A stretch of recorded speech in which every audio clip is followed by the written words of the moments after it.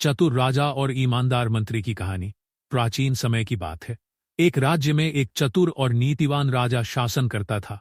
उसके दरबार में एक मंत्री था जिसे अपनी ईमानदारी और कर्तव्यनिष्ठा के लिए जाना जाता था। राजा मंत्री पर बहुत भरोसा करता था, लेकिन दरबार के कुछ दरबारी उसकी ईमानदारी से जलते थे।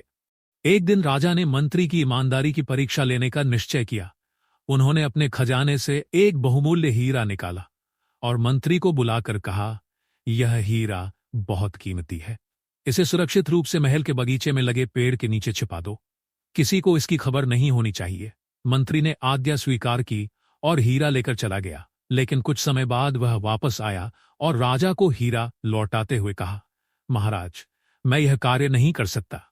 राजा ने आश्चर्य से पूछा, क्यों? क्या तुम्हें मुझ पर विश्वास नहीं है? मंत्री ने सिर झुकाकर कहा, महाराज, मुझे आप पर और अपनी नीयत पर पूरा विश्वास है, लेकिन जब मैं इस हीरे को छिपाने गया तो मुझे लगा कि कोई न कोई मुझे देख ही रहा है। सूर्य की किरणें, चिड़ियों की आंखें और मेरे मन की सच्चाई। मैं इस भार को छुपाकर आपकी आज्ञा का पालन नहीं कर सकता। राजा ने गहरी सांस ली और मुस्कुराते हुए कहा, तुमने अपनी ईमानदारी साबित कर दी। मंत्री, मैं जानता था कि तुम किसी भी परिस्थिति में सही मार्ग का ही चुनाव करोगे। यह परीक्षा मैंने उन दरबारियों को सबक सिखाने के लिए रखी थी जो तुम्हारी ईमानदारी पर सवाल उठाते थे। राजा ने दरबारियों की ओर देखते हुए कहा, यह मंत्री मेरी आंख और मेरे राज्य का विश्वास है। इसकी ईमानदारी पर संदेह करना मेरी नीतियों पर संदेह करने के समान है। सभी दरबारी चुप हो गए और मंत्री का सम्मान और बढ़ गया।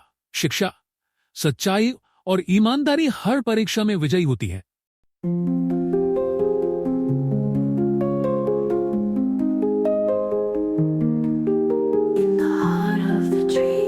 Secrets reside, magic flows gently where shadows go.